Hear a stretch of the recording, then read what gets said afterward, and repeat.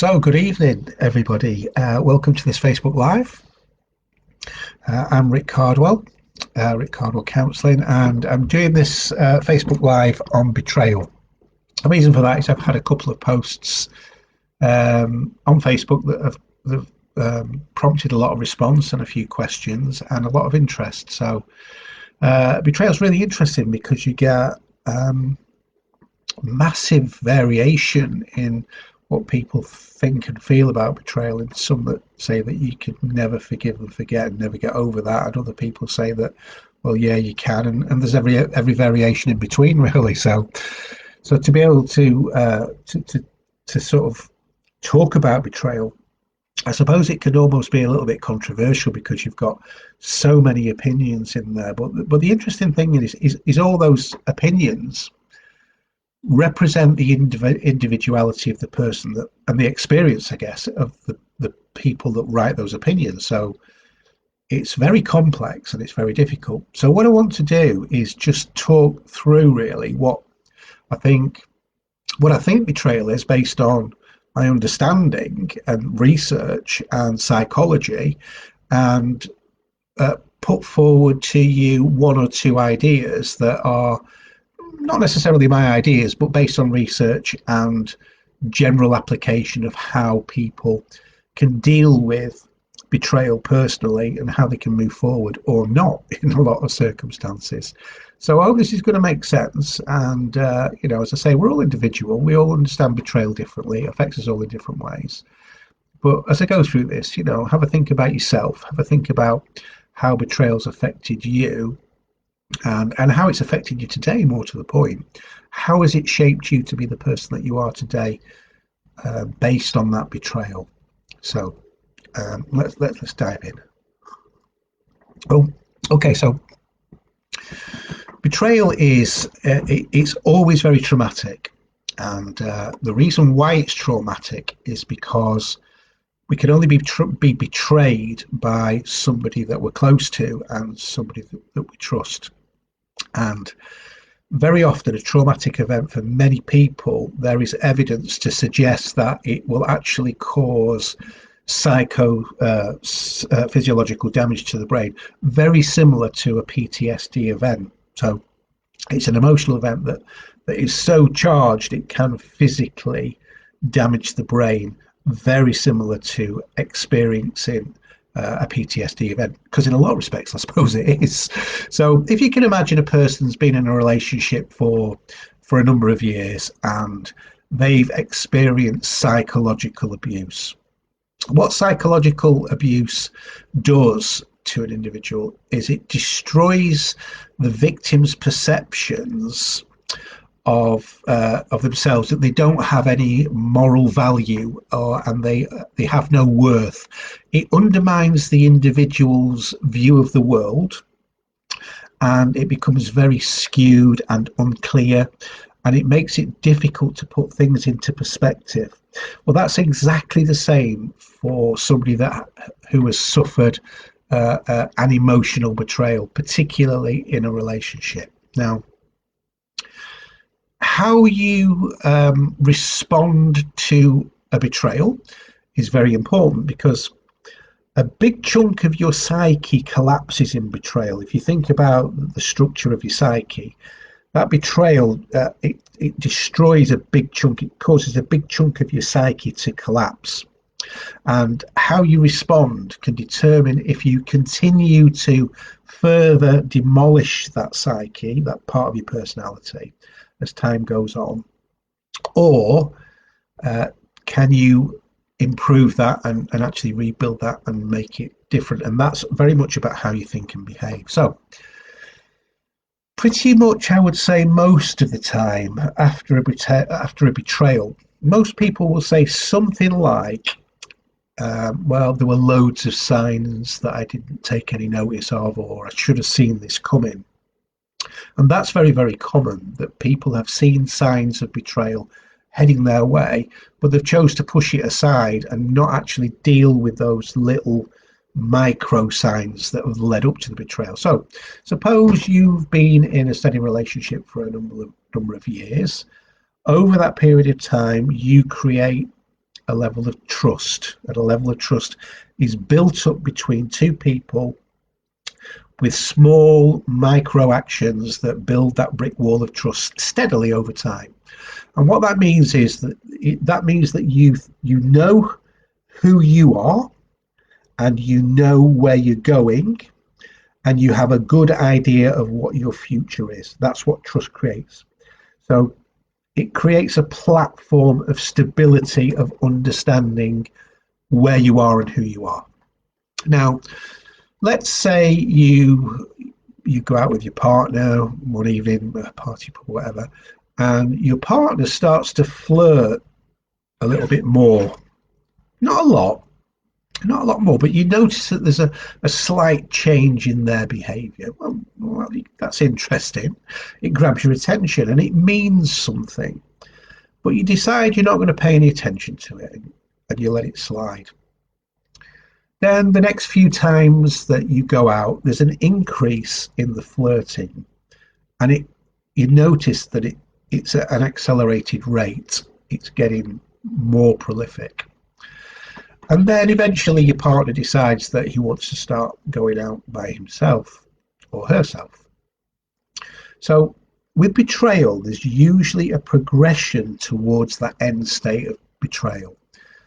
And every time you get a little hint, the world tells you something. You put it aside and you fail to take it into account, and you leave it and you let it grow, and it will accelerate. Well, when it gets to that stage, you've really missed the opportunity to address the initial fault in the relationship and adjust the behaviours in small stages, because that's how we like to build things in a solid, substantial way. We build these things in little, small stages, like bricks building a wall, and that's important. So maybe when you saw the first uncomfortable behaviour the first night you go out, and you notice this little bit of over flirting, maybe you should have gone home and discussed it. Say what you saw, how you felt. Point out what you saw and how they behaved. Now, that's going to lead to a fight, an argument. No doubt about it.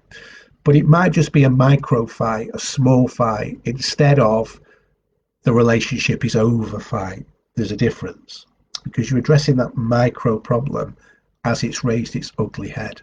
You've not ignored lots of hints to get to the point of betrayal. So there's a little tip for you. Now, in order to keep a relationship healthy, it needs to be retooled at several small levels constantly, just like we should do with our own personality. We develop a relationship by talking, communication, and tweaking the relationship so it moves forward in a positive way of development together. And we should be constantly adjusting our micro behaviors to help us to deal with life's events. I'm going to deal with that in another video. It's not kind of time to get into those adjustments and micro behaviors for building relationship, but we will get into that. So now, betrayal has been defined by the psychoanalysts, the early psychoanalysis, that it is one of the most reprehensible events that can manifest itself in a human being. And the reason for that is, as we said, because of the value that we all place on trust. Trust is a fundamental element to our survival as a species and to our relationship. It's one of the core values that actually make a relationship solid. So if you're in a relationship with someone that you trust, that you've built that trust with, then you make certain assumptions about the past, about the present, and about the future. And that means that everything is stable. You're on a solid platform of ground, everything's stable, and you understand the past, you understand where you are right now, and you've got an idea about where the future's going. And that's wrapped around in trust. Well, what happens if your partner betrays you? Well, in one moment, you're in a place that is secure because you're on that solid ground, because you create your perception of the world around you with these axioms of trust. So you find out there's a betrayal, and the very next second, you find yourself in a completely different place. Not only is that place you find yourself different right now, but the place you were in years ago is different as well. And the place you thought that you were going to be in the future is very different too. So all of the certainty that you had in your mind has now collapsed. It's collapsed into a really confusing and complex place. And it literally, your psyche literally collapses with the confusion. And people who, well, the person that's betrayed you is now not the person that you thought they were. You thought that you knew them, and now you feel you don't know them at all because they aren't who you thought they were. And all the things that you did together weren't what you thought because something else was happening. And you see your partner as someone different, as someone else. But you see yourself differently as well. You see yourself as someone else because you thought that you knew what was going on. You thought that you knew what your life was all about, what was going on in your world. And you really, that was your concept of life. And all of a sudden, all of that's gone, and you no longer now have any idea of the concept of your life, either past, present, or future. And this is huge. This causes a collapse in the way that you feel about yourself, and it undermines that very psyche of being, of structure. And you have no idea who you are or where you are. And you have no idea where you are right now. The past then becomes a lie. The present becomes the unknown, and the future becomes completely uncertain, and you're in a really unknown place. And that is a really, really frightening place to be, because everything that you knew to be true no longer exists. So you've no choice then but to look at your partner, whoever's betrayed you, and see them differently. And if you've known each other for a long time, that means you've created a map or a model of that relationship, and that's kind of set in your conscious mind. And from that map, from that model, you've predicated your hopes and dreams of the future on that map, on that model, on all the trust that you put into it. Well, all that's gone now. That's collapsed. It's away. So you're then forced to change your actions and retool the ideas or perceptions of yourself, because you aren't the person that you thought you were. So not only is your mind in chaos, but your physical world has collapsed around you too. And this is very, very confusing for somebody that finds themselves in a place of betrayal. So what do you then do about the situation that you find yourself in, that's been cast upon you? Well, you need to figure out who you actually are, who that other person is, who that betraying partner is, what you did together and what it meant, because you don't want this to happen again. And you've got two choices. You can either do that, try and figure out who you are, who they are, what's been going on, and work at that, or you can stay exactly where you are, which is the predominant choice of most people. They stay exactly where they are. They manifest bitterness and resentment and hate. They create mistrust with everybody, and they continue the collapse of that psyche. Not that it hasn't already collapsed in a really powerful way, but by staying where you are actually helps for that that collapse, for that damage to be worsened. So when you get to the point of grasping the moral of the story and reconstructing all the events and understand what went wrong, you then know how to not let that happen again. And that's really the purpose of our memory. The purpose of our memories, learning to prepare us for the future. So from the collapse of everything that you understand, you have to pull out of that a functional representation of who you are. You've got to find yourself. You've got to see this catastrophe as you in that catastrophe. And out of that, you're going to have to find out who you are and really find out what you're all about. So you have to sort through all of the mess of what's happened and what's happened in the past. And you have to kind of wander through the chaos to work out who you are. And that is really, really painful. It's very messy and it's very emotional, but it's a necessary part of being able to make your life right again and being able to move forward so that you're not a naive target for the next time you enter into a relationship, for example. So from this betrayal, from this, this collapse of your world, I guess, the ideal is that you should aim at finding a new you, a better you, so that you can enter another relationship without being so traumatized that you just can't cope with it and you destroy that new relationship. Now, if you can do that, then you'll be able to answer the question for yourself, can I get over betrayal? If you don't put yourself in a position to work out who you are and what has happened to you, then you'll carry on living in that collapse and that negative emotion and never be able to move on into a trusting relationship again.